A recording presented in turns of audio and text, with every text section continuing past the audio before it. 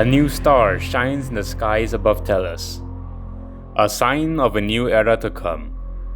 As the nations of the old world struggle against a cataclysmic plague, this new star may bring their salvation.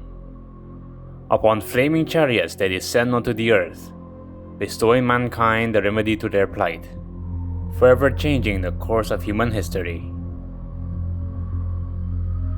An ancient alliance of alien civilizations, the United Galactic Defense Front stands as a symbol of galactic unity. Being a primarily defensive pact between its member worlds, it ensures the safeguarding of sapient life across the Milky Way, preventing conflict between nations and protecting civilization from any threats that may arise to jeopardize it. These threats come in the form of Point Watch.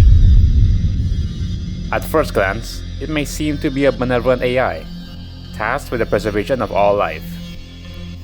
First built to help its creators save their world from total ecological collapse, the issue arises in its methodology, that it has deemed any large-scale civilization as a threat to that goal, and thus something to be eliminated. Once destroyed, it keeps a small population alive and under its control, kept in a permanent state of primitivism. Being machines, it can take on a variety of forms to suit the needs of the environment, from space-based drones to crawling sensor masts. Each individual drone is sentient, but together forms a network that coalesces into an intelligent quote-unquote brain.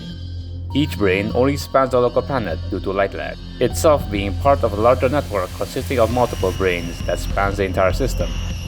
Central Command sends orders to these networks through low bitrate quantum entanglement comms from their home system.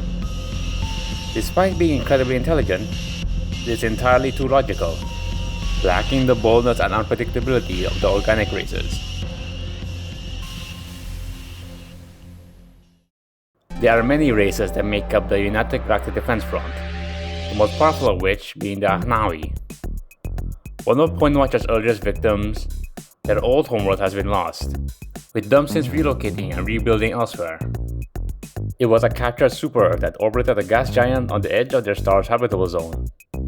This forced even animals to evolve photosynthesis to extract as much energy as possible, hence their black skin. The frequent eclipses caused by the gas giant made bioluminescence a viable way of communication. Now, most Anawi live in massive orbital Dyson swarms, with only a few living planetside. Evolving in the crushing gravity of their homeworld, Anawi are as sturdy as their technology, making them the primary manufacturer of UGDF military hardware.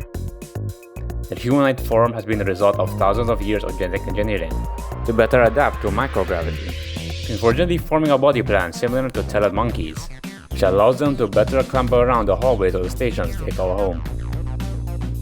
They are also able to take on a variety of forms, similar to Point Watch, through the use of frames, essentially moving their brains into new robotic bodies, ships, and vehicles.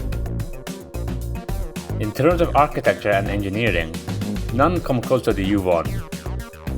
They evolved on the Mars-sized world of Vrena, the planet kept habitable by the planet's unusually large moon, which keeps its core from going cold, maintaining its magnetic field. The low gravity had allowed them to build architectural wonders not seen anywhere else in the galaxy. They, alongside the Anawi, formed the UGDF, following a bloody war between the two species, with them now serving the role of engineers and heavy infantry. Though of course, a few nations still have some animosity towards the Anawi, so they stay neutral. The low gravity of their world caused their bones to be more akin to something like cartilage, allowing their tentacles to retain their flexibility while having some internal support.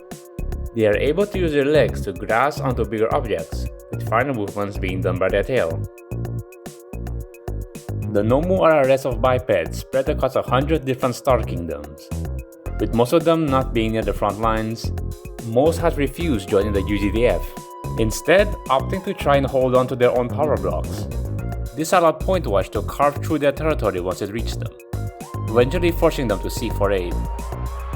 The Nomu's homeworld is relatively arid, the dust storms making them evolve extremely silky fur, which keeps them clean from dust. Their odd leg anatomy lends them to having a hopping motion when running, allowing them surprising speed. The abdomen on their hind acts as an incubator, as they incubate their eggs before giving live birth, similar to the sharks of Tellus. Like the Anawi, the Deopia are a victim of Point Watch expansion.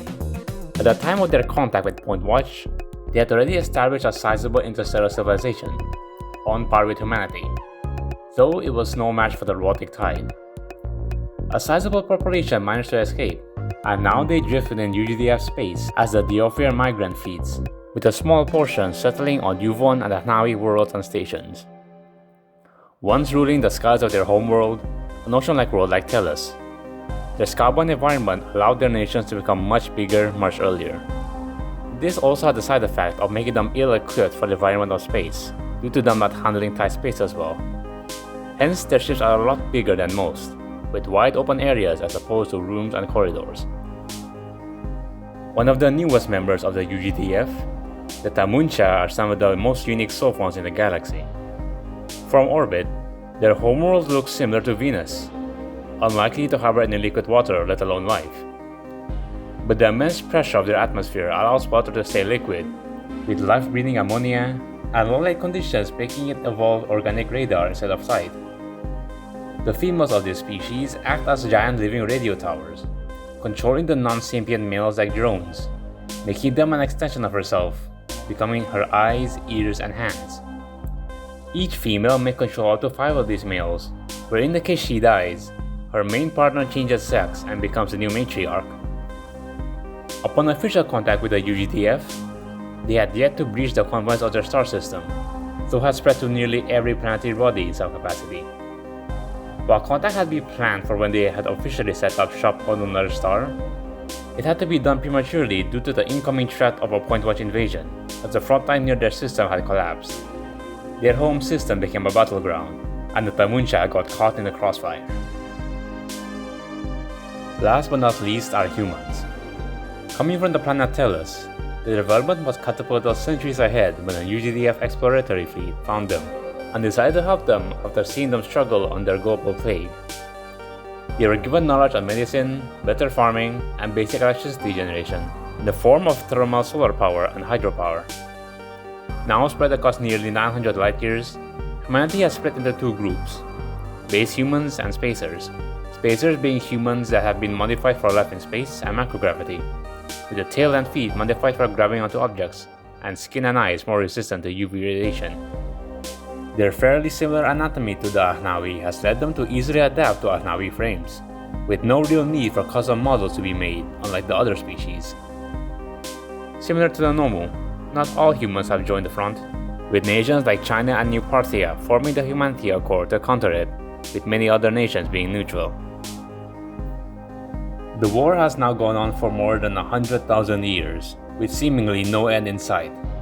Though with the discovery of Aurum, a novel power source, and other space, a new method of FTL travel, significant gains have been made, with the UGDF taking more space from Point Watch in the past few thousand years than they have in the past tens of thousands.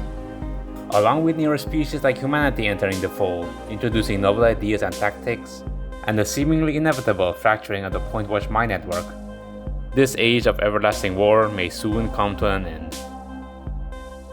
Thank you for watching this video.